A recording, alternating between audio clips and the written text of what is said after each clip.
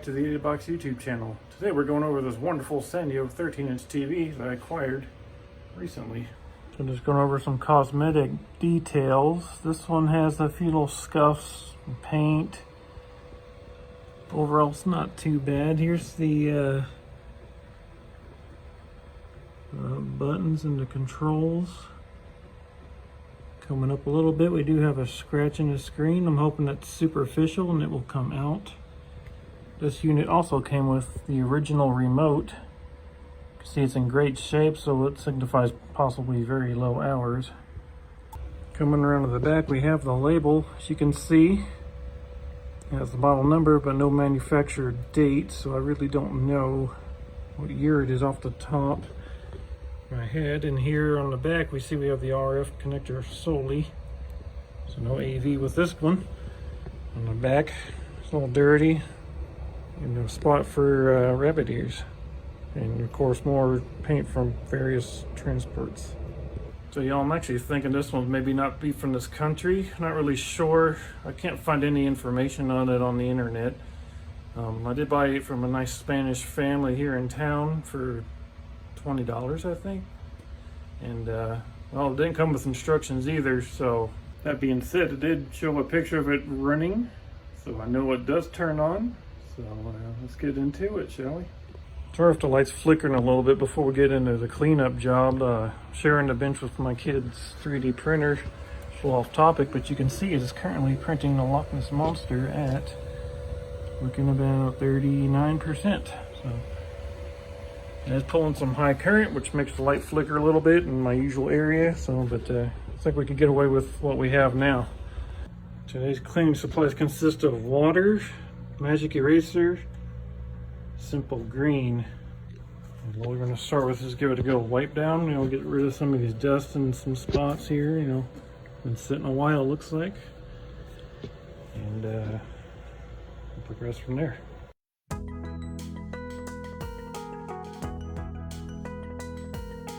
All right, y'all. So the first round got rid of most of the dust. Obviously, the paint didn't go anywhere with it, but came out pretty decent so far. I mean, every time we do a thing, it makes a step further to be more and more clean. So we'll hit it with magic eraser next, and then follow it up with the simple green.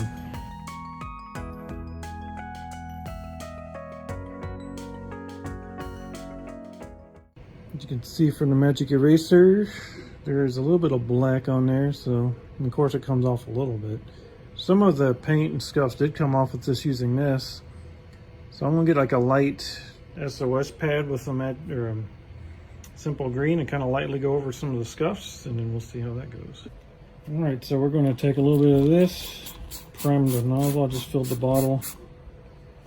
Gently go over areas that have paint.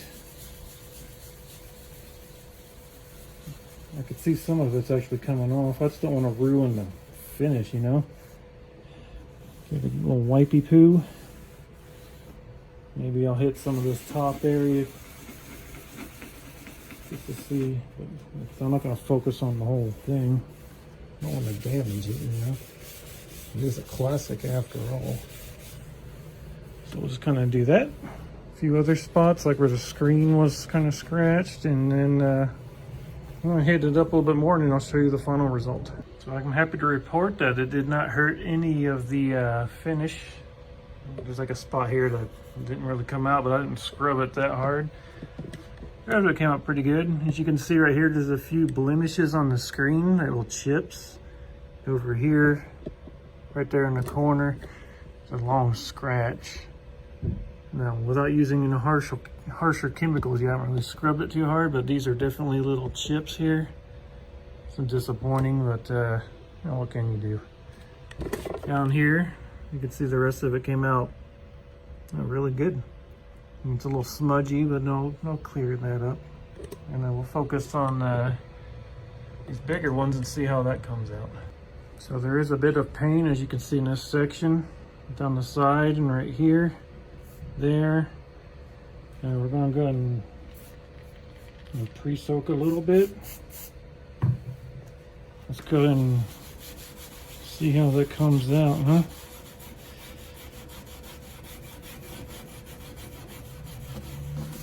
Start to scrub a little bit, and I could see it coming off right there. Just go ahead and hit the whole side up. It ain't gonna hurt nothing. Like the simple green stuff's really safe to use on pretty much anything you choose to use it for.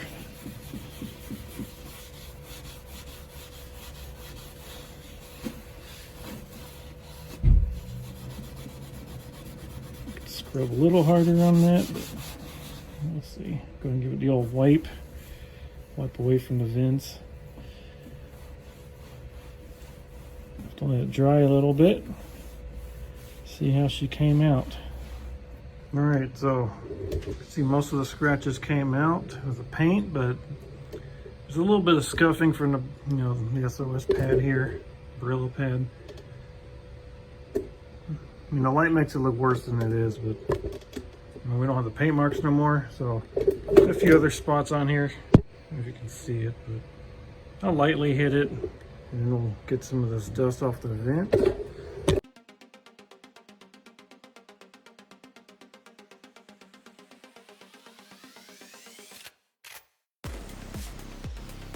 So while that's drying, I got Mr.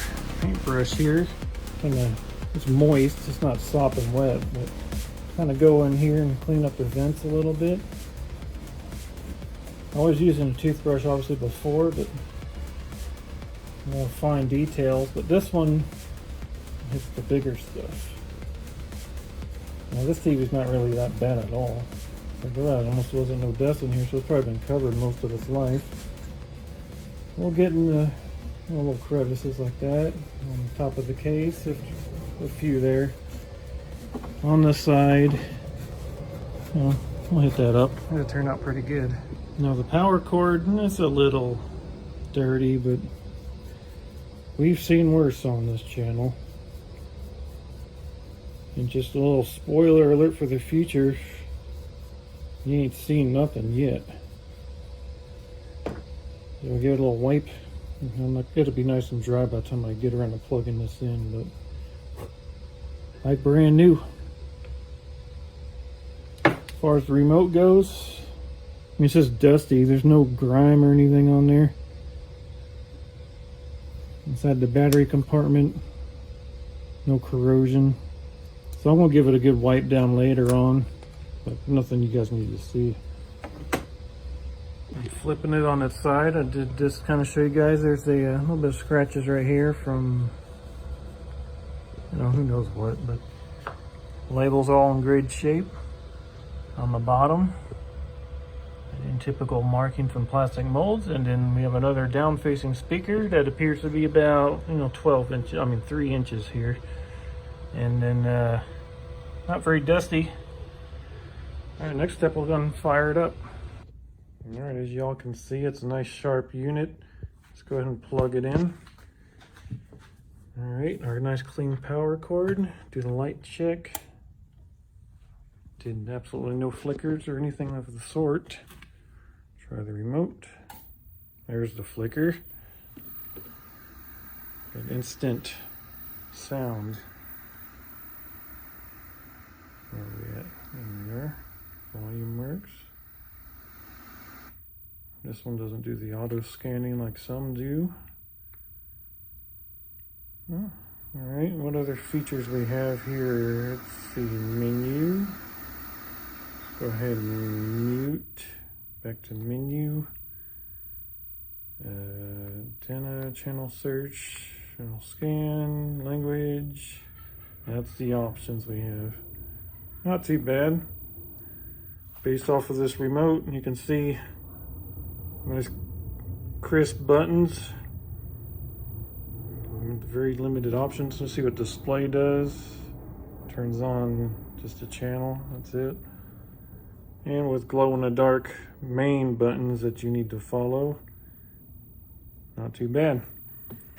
Let's go ahead and put the Nintendo on it because I don't have any other method of testing other than Nintendo. So we have our RF connector set to channel 3. Important thing, well, it's not important, but it shakes the whole board when I wiggle on it. So that's something. adjust the TV back up here. It's kind of flickering. I don't know what that's about. Let's fire this up.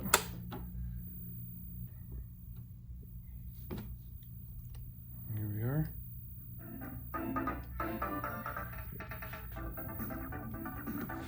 Looks good.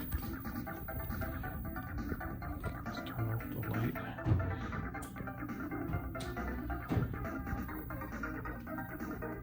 And the colors look fine. I mean, it's not the clearest, but that's because of the RF connectors kind of roached out. That's pretty cool though, huh?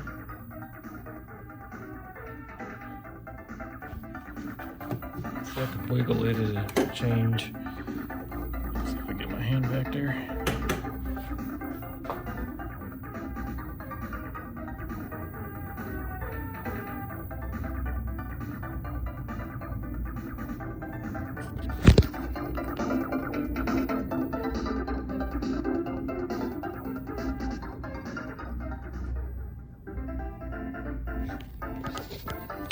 Well, no, it works. Let's put that there.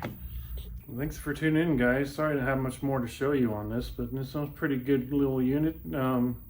Guess we'll clean it up and get it back on the market because I don't really have a use for it, but someone else will have a great time with this. I think it'll make a great TV. So thanks for watching. Like, share, and subscribe. See you next time. Bye.